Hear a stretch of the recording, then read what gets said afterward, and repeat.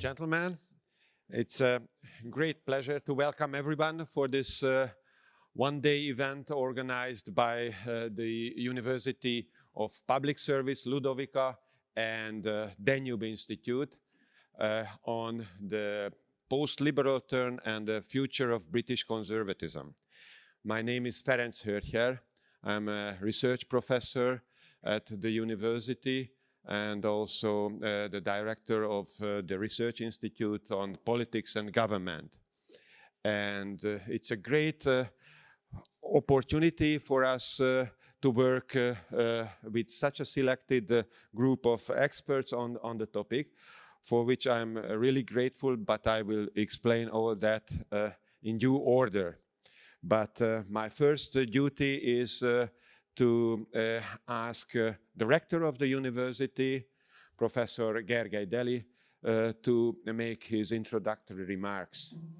Professor Rector, the floor is yours. Thank you very much, Ferenc. It's a great honor and pleasure to be here. I will be very short, I promise. Ladies and gentlemen, only those who change will remain true to themselves. It might be surprising that I open a conference on the future of conservative thinking with these words. Only those who change will remain true to themselves. This idea of the theologian Herbert Haag describes best the conservatism I believe in. Conservatism means loyalty to ourselves, loyalty and respect for our ancestors, our natural and built environment, customs and institutions handed down to us by our ancestors. However, loyalty to ourselves is not limited to preserving and embracing values of the past. Loyalty to ourselves is also about facing past mistakes and sins, assessing objectively, in detail, the destruction that resulted from serving fervently or opportunistically Nazi Germany or the Communist Soviet Union. We can only preserve values by confronting honestly the values we might have destroyed in the past. Only those who change will remain true to themselves. I believe that loyalty to ourselves implies the idea and the necessity of change. This might sound strange to a conservative. Yet, conservatives do not reject change itself. Instead, they seek for the driving forces behind it. They learn from nature instead of forcing it. By nature, I not only mean our natural and built environment, but also our individual human nature. Conservatives do not change to serve a theoretically constructed goal. They observe the internal rules and workings of things and intervene in their course with humility and respect. Conservatives do not follow artificially constructed goals, but take into account the concrete physical and social reality surrounding them. The current challenges of our natural environment and human nature are so extreme and menacing that there is no real alternative to conservative thinking and action. Any ideology that starts from an ideal natural social state of affairs and seeks to force reality into its framework, it's doomed to failure. It would further destroy what is deteriorating anyway. It would destroy both the natural environment and human nature. The university I am director of is the University of Public Service, in Hungarian, Nemzeti Közszolgálati Egyetem. The first word in the Hungarian name of the university, Nemzeti, means national, and designates the value we must be most faithful to. The second word means public service, and it shows us the way we need to preserve the values we believe in. Indeed, public service means that we do not wish to construct the nation artificially, but by observing it, analyzing it, and strengthening it in harmony with its internal structure. This motto, "Only those who change remain true to themselves," reflects our university's double mission: loyalty and the will to learn. I am confident that this conference will also highlight values that deserve loyalty, and I am sure we will learn a lot. Thank you for your kind attention.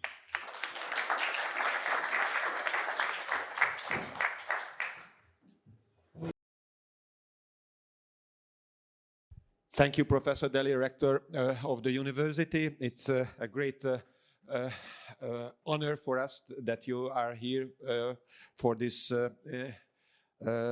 first session and in the morning.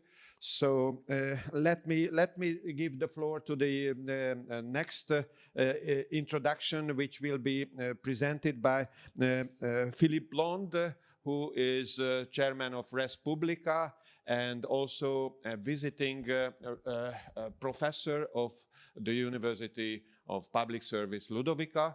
And actually, the idea of the conference comes from him. So, Philippe, the floor is yours. Thank you very much, and it's wonderful to have a gathering of post-liberals, and the collective noun for which I would be very grateful if we could come up with by the end of the day. We're at an epochal shift in our culture, which we see in numerous ways, and which we can date in numerous ways. It's not just the ongoing carnage in Ukraine. Our shift is dated in all sorts of different spheres. In our sphere, in political philosophy, it's the end of liberalism as an uncontested governing hegemonic philosophy. And liberalism has been the most successful governing hegemonic philosophy, arguably for 150, 200 years, and it's become utterly dominant after really the 1960s in the Western world. Now, the point about post-liberalism isn't that it's illiberal. The point about post-liberalism isn't that we're a new breed of totalitarians or absolutists. The point about post-liberalism is we don't like the absolutism of liberalism. We don't like and we don't think that liberalism as the governing universal serves the common good and serves everybody. Indeed, what post-liberals have done, and I remember when I wrote Red Tory back in 2010, it was around it's always a good sign, I think, when you're laughed at or repudiated, because it's now become, in effect, the governing basis of the current British Conservative electoral vote, not necessarily followed by the parliamentary party, but it's also described the governing foundation and shift of all right-wing parties in the developed world. What has happened is that the cost of liberalism has been paid by the working classes across the developed world. What liberalism has brought to working class people is overwhelming economic and cultural insecurity. What liberalism has brought to working class people is a war upon their economic well-being, their stability, their values, and their culture by an increasingly aggressive elite that, under the guise of a purported universalism, has made a dark and terrible war upon ordinary people. And so those of us who are post-liberal aren't ethno-nationalists, aren't sort of a dark force. We're idealistic, and we're romantic, and we're critical. And we do not like the cost that has been exacted upon human beings by the pure governance of a liberalism that purports to serve all, but only serves to empower an elite that increasingly and self-evidently does not care for the all.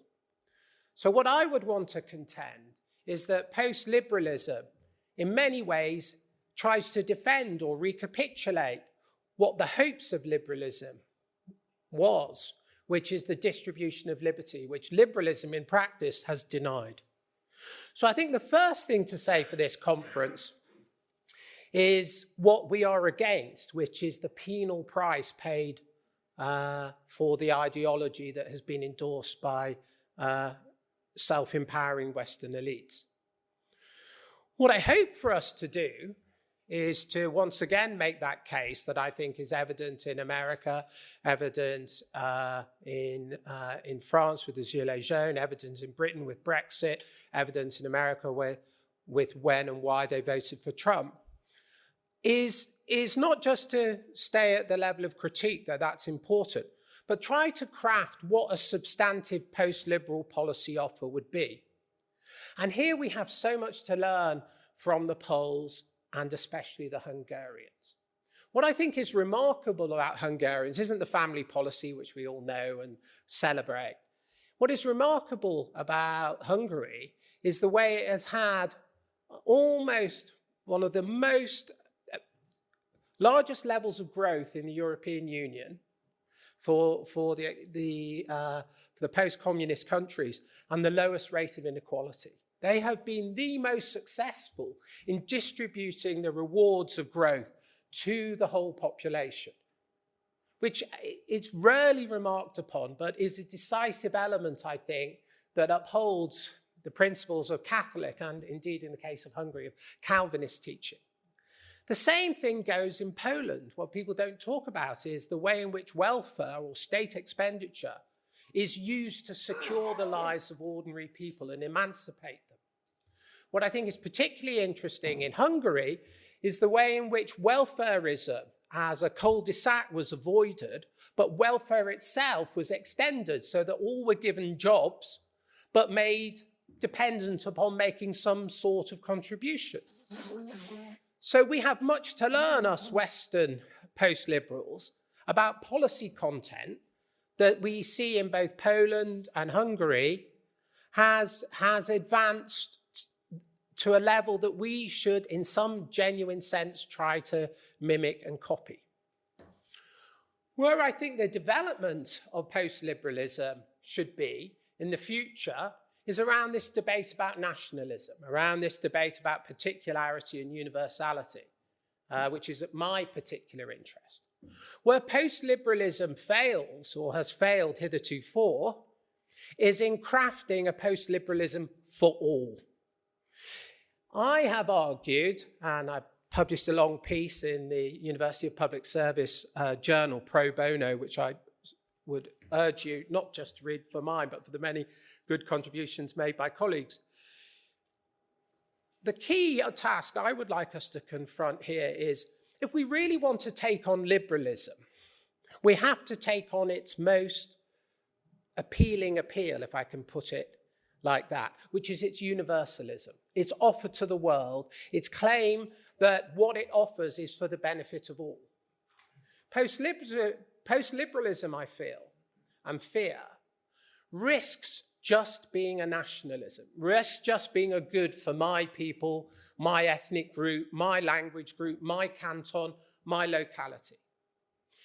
If it continues to craft itself on an America first, a Britain first approach, it will fail. And it will fail, as I will argue in my coming talk, because all politics at foundation, I'm with Fustel de Coulanges here, I'm with Cicero here, all politics is ideational and all politics is universal. And all successful politics is universal.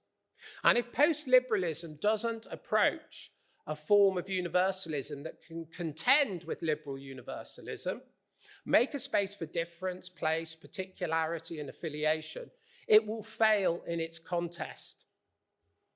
And so part of my hope for this conference is both to repeat and deepen the critiques of liberalism that many in this hall have made, to extend and learn about what a liberal, post-liberal policy offers might cogently look like, but And I think the new territory is to be found in recasting what a universalist post-liberal offer might be in contradistinction to the liberal globalist offer. That, for me, is, I think, where the debate should go. So I'm delighted to be here, delighted to be with the University of Public Service, and thrilled to have so many minds and colleagues and friends debating this. Thank you very much.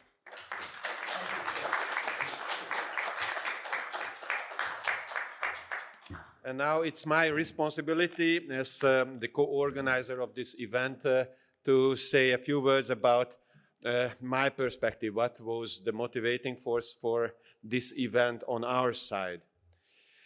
And I have got a short piece with the title, British Conservatism in Budapest. If you look out from the terrace of this villa, you will see the magnificent neo-Gothic building of the Hungarian parliament. Its plans by Imre Steindl were inspired by the Palace of Westminster in London. The sublime building itself was built on the turn of the century, finished by 1902, at the end of the golden age of Hungarian politics, when the country was member of a dual monarchy with Austria. The plan of the building was chosen to send the message that Hungary's ancient constitution was akin to the British one, and that its parliamentary model is closest to the Westminster model. Both countries' constitutional arrangement was determined by a historical constitution which went back to the medieval pact of king and country, and both countries' political elite was the proud inheritor of a long tradition of ancient constitutional customs. Anglophilia was a marked direction in the history of Hungarian political thought, which can be traced back at least to the time of the death of Joseph II at the wake of the French Revolution. In those days, the Hungarian elite had to rethink their constitutional framework as the lawfully crowned Habsburg kings tried to force their own will of imperial centralization on the country. But the spell of the civilized nature of British conservatism kept inspiring later generations of Hungarian politicians and political thinkers as well, including such giants of our history as Count István Széchenyi and Baron Zsigmond Kemény in the middle of the 19th century.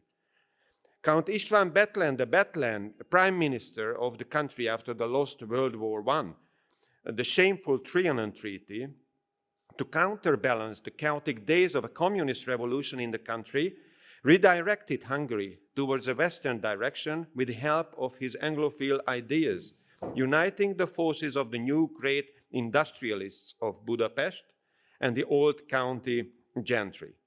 This way, he could establish a support for the new regime which could counteract the push towards fascism and its German variant for the decade that he was in power. Even during World War II, he and some other Anglophiles tried to negotiate a peace agreement with the Allies without any apparent success. I recall my father, born in 1921, as a student during the war, who told me later that they listened to the BBC during the war to get reliable news about the state of the combats, and when he was going to get prisoner of war, he strived to get into the hands of British or American troops.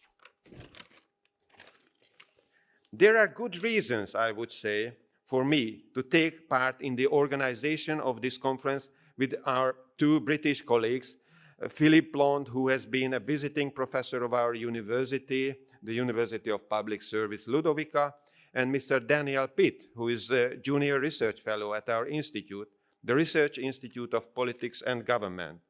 But beyond the historical, cultural, and family reasons found in the Hungarian past, I had also the personal fortune, including the possibility to have studied in Oxford, England. Yet the most important reason behind the choice of the topic of the present conference is our Research Institute's ongoing research into British conservatism in a European context. It was within this project, started 3 years ago, that I took on the task to prepare a monograph on the late Roger Scruton, contracted with Palgrave Macmillan. The book will analyze Scruton's understanding of politics and arts in the context of his very British conservative philosophy.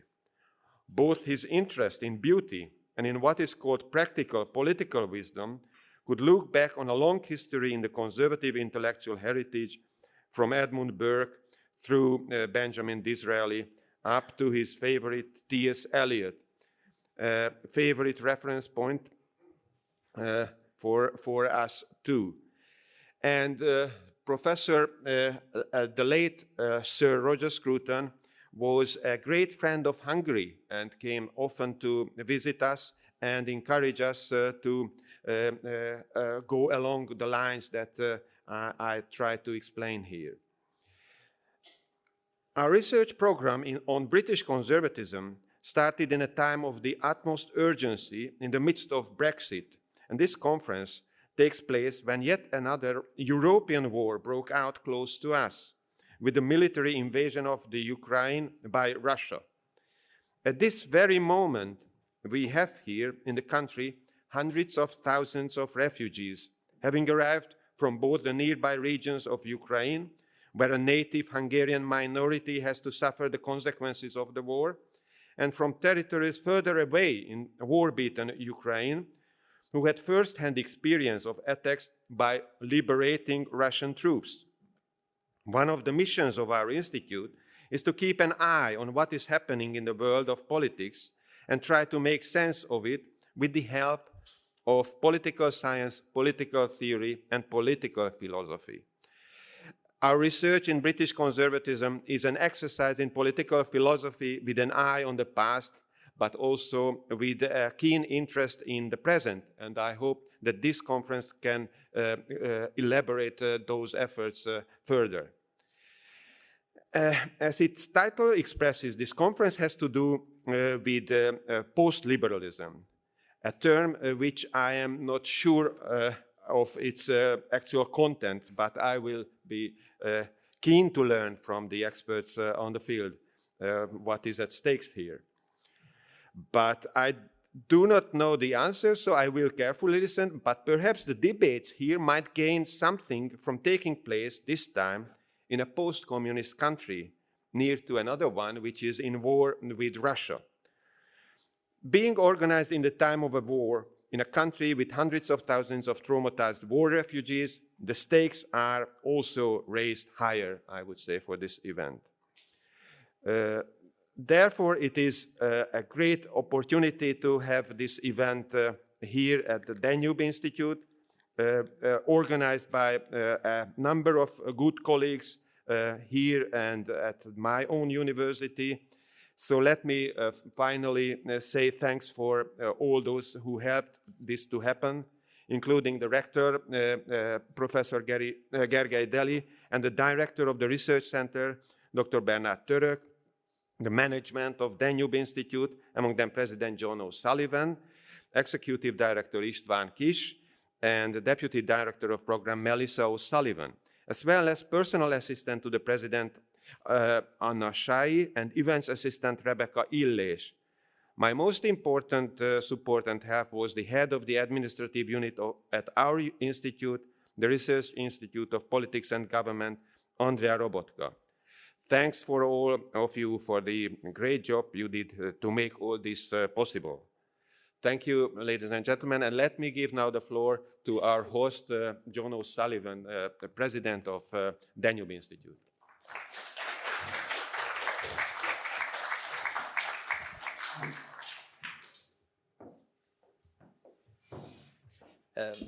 Ferenc, ladies and gentlemen, thank you very much for your kind words and for opening this conference. I first of all must say that give the credit to the other people on the platform and say our role in it is a modest one.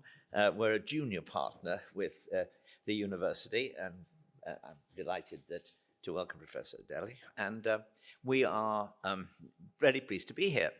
Secondly, I'm pleased to be here for another reason, which is to say I very much want to find out what post-liberalism is. Philip and I have been on several platforms. He was our guest in London at a recent conference on the relationship between conservatives and Christian Democrats.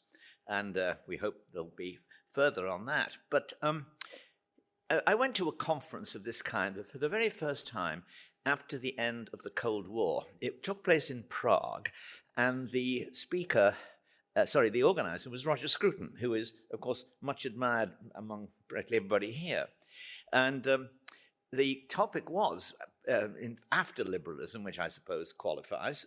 And the first speaker was David Levy, a philosopher, a conservative and very strong critic of liberalism, a fine man who, in many important respects, the author of a book entitled Songs in Praise of the British Empire, which was only half a joke. And if you want to find the book, you'll have to search a lot for it, even in very good second-hand bookstores. But David's opening words of his critical lecture were, as someone who is advocating a change from liberalism to a new philosophy, I should begin perhaps by saying I cannot imagine living in a society that wasn't in an important sense liberal. And I think that is what many conservatives like myself think, namely that in the end, liberalism, which is a Protean word, it comes in, and particularly in Hungary, where in addition to all of the other meanings, for a while at least, liberalism meant the economic policies of the previous left-wing administration, which would have horrified every liberal from John Stuart Mill of the Principles of Political Economy right down to Hayek and Friedman. So we are dealing, therefore, with a philosophy which, as critics, of a philosophy which changes itself as time goes by and is now moving into very different territory. Do we regard progressivism as liberalism, for example? I personally don't. And I think it's an enemy of liberalism.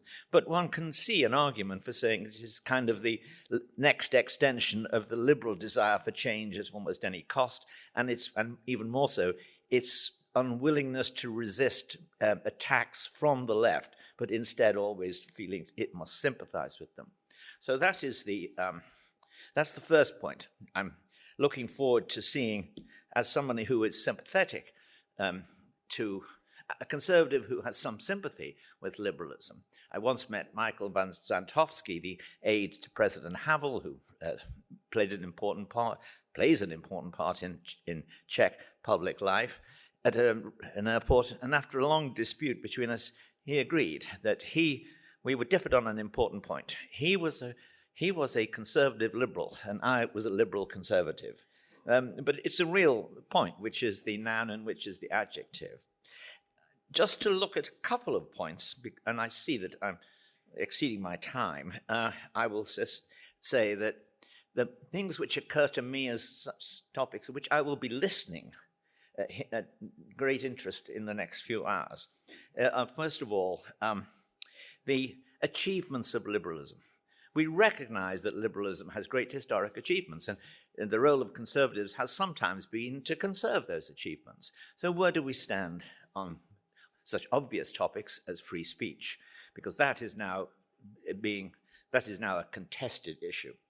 Secondly, I very much agree with Philip's raising the question of effectively of workfare, which suggests to me, that if you look at the arguments from liberals like Friedman in the 1960s and 70s, some of the ideas that we describe now as post-liberal conservatism can be seen in their arguments. Now, it may be that some of the technical solutions are open to argument, but they have seen the moral necessity for people to contribute in return for some assistance from society in bad conditions.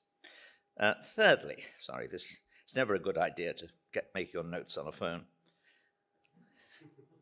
particularly when, yes. The second I would say is, what do we feel about the laws of economics? My view is borrowed from that of the founder of Christianity, who said, the Sabbath was made for man, not man for the Sabbath. The laws of economics, it seems to me, are real enough. And if you defy them, you'll hit disaster. But it is perfectly within the conservative canon, and therefore I imagine the post-liberal canon, to say that the laws of economics, while they cannot be defied, can nonetheless be neglected in return for some other social objectives, provided that we obey the laws of accounting in how those social objectives are to be realized. Thirdly, I will say simply, I very much support the concept of regarding the nation as a community which has real moral value and which in international affairs I would go along with the distinction that Yoram Hazony makes, saying that our choice is between nation and empire. And for 99 cases out of 100, I would go for nation. I say out of only 99 because I believe that you can never say that historical circumstances won't find you approving of an imperial solution. The third one I will say is, and this it seems to me is almost the most important point in the liberal versus post-liberal argument, it is, do we accept the legitimacy of unchosen obligations? I think that no society can exist without that acceptance, that legitimacy. It is extraordinarily important because the family could not exist without that concept, and because people who reject all unchosen obligations find themselves in a completely anomic world because they have no basis on which to ask for help from other people, no basis from expecting help from other people, which most of us do all our lives and do so for good reason. That, of course, implies we accept the obligation. It's not the only reason for accepting the obligation, but we accept the obligation to help others, and particularly those close to us when necessary. Now, they are my unchosen obligation of making these remarks is now come to an end. I want to thank the organizers. I think we're going to have an extremely important afternoon, morning and afternoon. I'm looking forward to it very much. I expect to find that my questions have been answered, and I imagine also most of my doubts resolved at the end of the day. And I'm now happy to yield my position on the stage and go become a member of the audience. Thank you very much.